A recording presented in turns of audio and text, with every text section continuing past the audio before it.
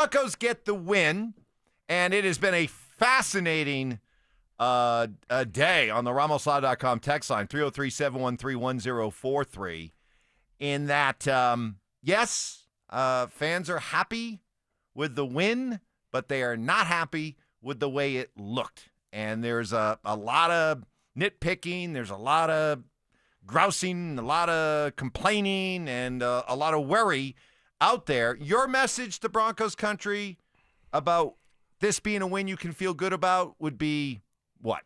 Bottom line is you're trying to start 1-0, and it's early in the football season. Got a lot of football left to play. This will not be the team that you're going to see in November, December, and January. They're going to look much different. So early in the football season, you're just trying to win, survive, and win. Would you like for it to look better? Yeah, but a lot of times, and we talk a lot about offenses, it takes a while to get going. And so I'm not overly concerned by it. I think it could be a good thing for the Broncos that they struggled offensively. And now they say, okay, look, we got to be on top of our stuff. Calling plays, coaching, all these different things, Bo taking care of the football. It's actually positive. Now you look back and say, all right, man, we got a lot of work to do. We're not a finished product by any means. And so hopefully that's what happens here. And you can look at it and say, okay, yeah, there was a lot of issues. It wasn't pretty, but at the same time, we got to win. We got to win. And that's the bottom line. And ultimately that's what you're trying to do, start 1-0. Why is it that we're so, the collective we, why are we so obsessed with the offense? Because they won 20-12. Defense was awesome. Like all the talk that we heard during the offseason about this defense, you could put in all the, provisions you want. Yeah, Butts, it was a rookie quarterback and all this, but the defense looked legit.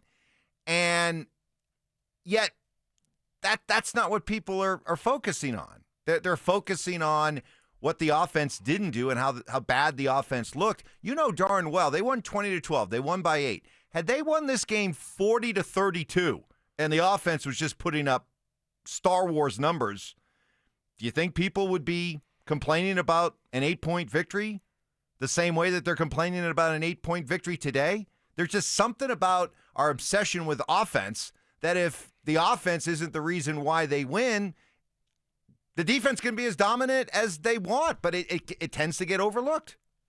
Yeah, you're right. If they won 40-32, you'd be like, oh my gosh, you'd be feeling a lot different today. Mm-hmm. We'll fix the defense and we'll get that taken care of. But man, how about Bo? Oh. The 4 touchdowns? Oh, how about Sean and Bo? Oh, they're on the same page. Look at those. Oh, Evan Ingram, he is a joker. Oh, our running backs are so much better. That offensive line, all that worry about the offensive line. We didn't need to worry about them. They're rocks. Yeah. 5 blocks of granite up front there. No, you're spot on.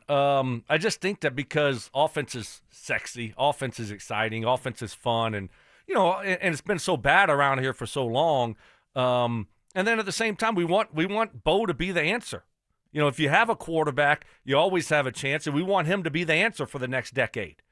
And so if he goes out there and plays great, now you feel like you got the quarterback position solved, and everybody feels great about that. So, no, you're right. The defense was unbelievable. I mean, that front, as advertised, right? So that was impressive. And so, yeah, but then you take a step back, and I'm not ready to crown them yet. I mean, they're not going to be, the 2015 Broncos defense just because they were that dominant as the Titans. Rookie quarterback. Yep. Not a lot of playmakers over there. They couldn't catch the ball. Coach making terrible decisions. So I think you just put this into place where, hey, all right, whatever. Like, defense was great.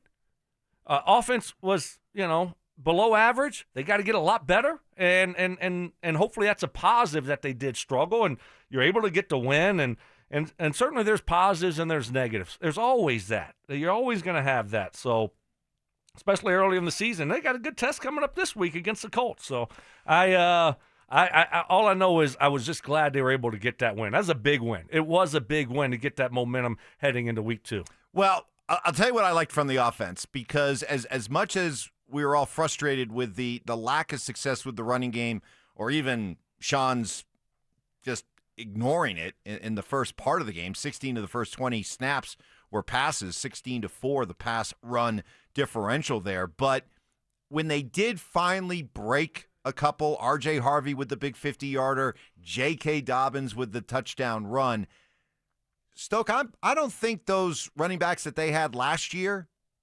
had an entire game like that with the offensive struggles and the offense and the run game not really doing much. I don't think they had the backs last year to bust those two kind of runs that they busted late. No, they didn't. You're right. Spot on, Mike. Good point. No, I mean, that R.J. Harvey run, I mean, that was huge in that moment. And obviously when he got, a little space and then bounced it out to the left, I think last year we probably get tackled for an 8-10-yard gain.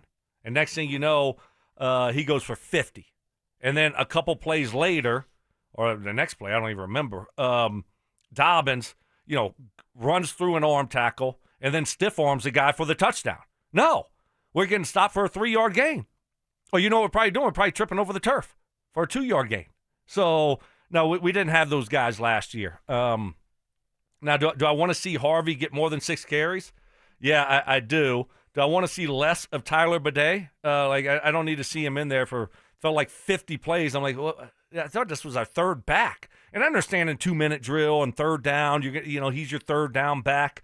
But dang, it seemed like he was in the game a lot.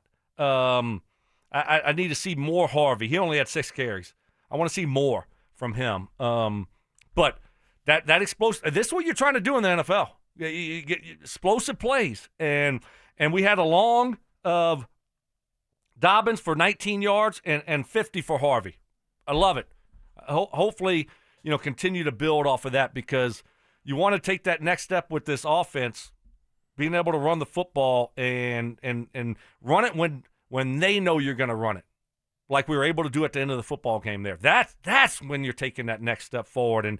And they started slow, but they did a good job of finishing. All right, on the RamosLaw.com text line, Bronco Reaction Monday, want to hear from you, 303-713-1043. Wow, what a difference from last week in you, Evans. I thought style points mattered.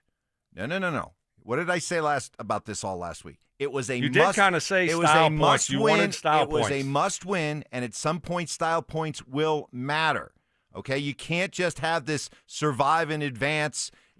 Every win is a great win, even an ugly win. At some point, if you want to play with the big boys in the AFC, how you win is going to matter. But my biggest message last week was this was a must-win.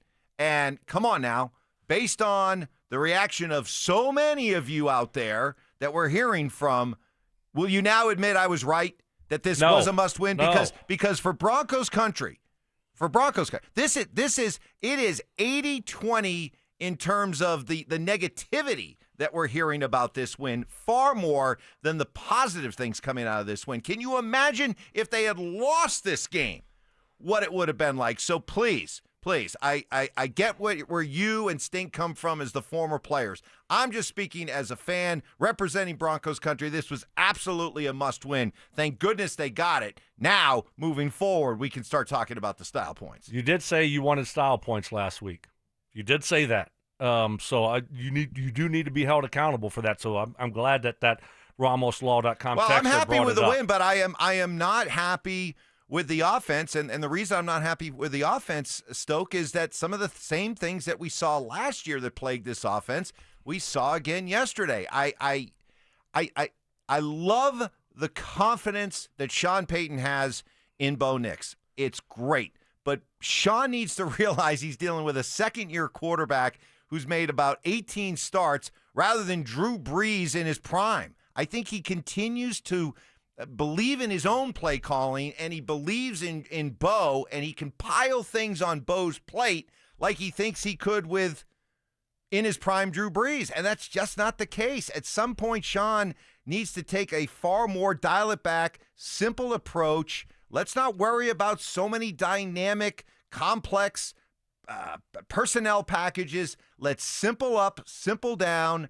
And I've got a great defense that's going to keep me in games. I got a great kicker. My rookie punter looked pretty good. Maybe just take a more settled, conservative approach to what he's trying to do out there offensively instead of trying to operate like he's got Drew Brees in his prime. Okay, here's the question. Do you think they'll dial it back this week? Do you think we'll start seeing it dialed back a little bit from what we saw last week? Because obviously it's just too much. I mean, we saw it. I mean, it's the order of operations. It's waiting too long, getting the play in too late. It's just too many, guys. You look into your left, who's in the game this time? Oh, okay, I got Troutman and Kroll. It's like, oh, all right, well, that's great, I guess. And then next play, you look up and it's Mims, Franklin, and Bryant, and then Cortland. I mean, it's just a lot going on for a guy making his 18th regular season start, for a guy going into his second year, for a guy that doesn't have, these elite playmakers around him. He's still developing, Mike. He's not a finished product. So I would like to see this offensive staff take a step back, deep breath, and say, all right, let's just keep it simple. Let's go out there and give them a little bit less. A little bit less. You can still dial up plays. Let me dial them up. Still dial up. We're still going to scheme some plays up. But, let's just take a little bit of a step back here and see if we can go out there and execute better. And then, Mike, as you progress through the season, give them a little bit more, a little bit more, a little bit more. To your point, got a great defense. Let's just not screw it up right now offensively. And let's lean on the defense until we can get our feet under us. So I'm hoping I see that this week. A little bit, just a little bit less. You can still have fun, coach. You can still be creative, right?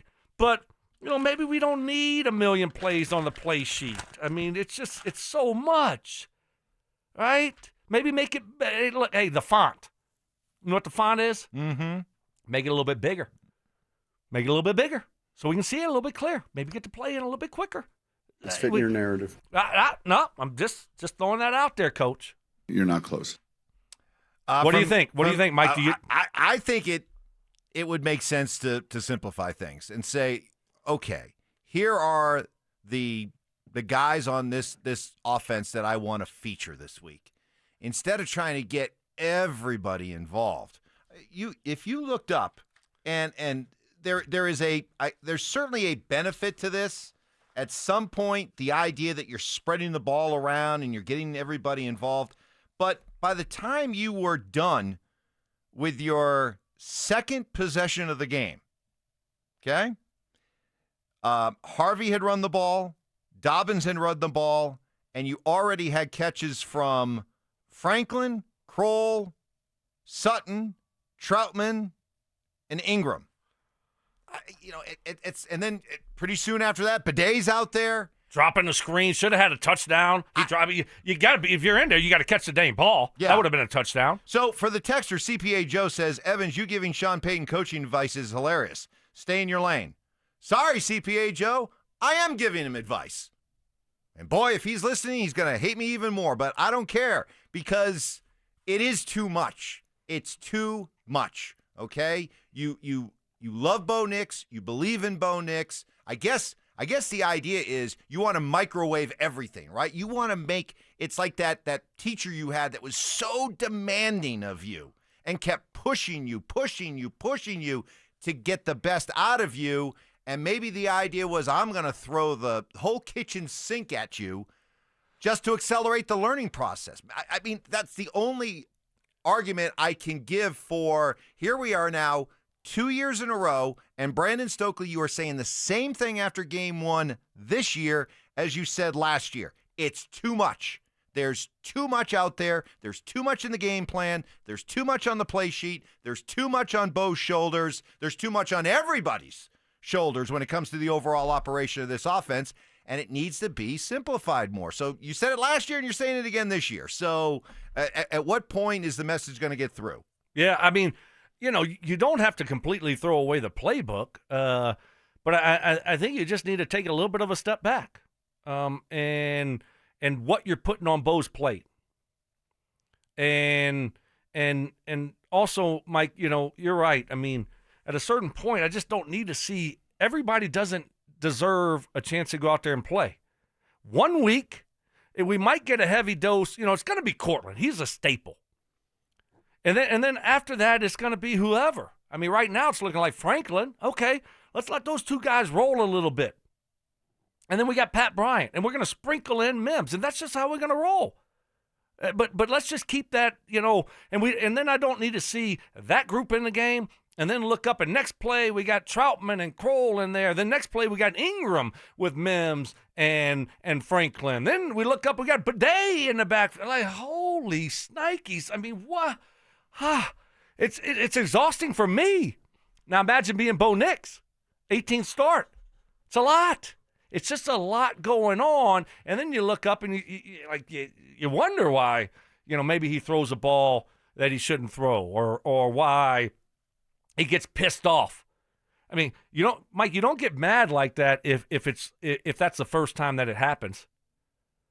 So that's kind of, it's like, are you serious? We're doing the same bleepity bleep stuff that we had going on last year, getting the plays in a little late, running personnel groupings in there late. And then, once you get more comfortable, everybody gets more comfortable. Now you take that next step. Now you start saying, all right, now, it's like anything else. You don't just go straight to calculus. You do the basic stuff. Then next thing you know, you're doing calculus. See, and I get the sense right now with Sean that he wants to teach calculus, and these guys are at Algebra 1. Yep. And I'm confident, I hope, I believe there will come a day where this offense will be able, under the guidance of Bo Nix, they will be able to be as complicated and complex and have so many different looks that they present a defense that a defense just gets overwhelmed. And the Broncos offense and Bo, they're putting up numbers like Drew and those Saints offenses put up in New Orleans, where it became like ridiculous. They were just a prolific offense. But they're not ready for that yet. Nope, that was calculus. They're not. No, they're not. You're right. They're not ready for calculus. Sean is teaching calculus, and these guys, they're still trying to figure out Algebra 1. And these guys are still trying to develop. Franklin, nice game, buddy. You love to see that, though, Mike. I mean, we're talking about things that we want to correct and fix, and we're thrilled with the win. Mm-hmm. And there were positives out there. Obviously, the defense. Troy Franklin. Great young man. Troy Franklin stepped up and made some plays. Like he did what we saw in training camp and carried it over to the game. Good job by him. Cortland Sutton.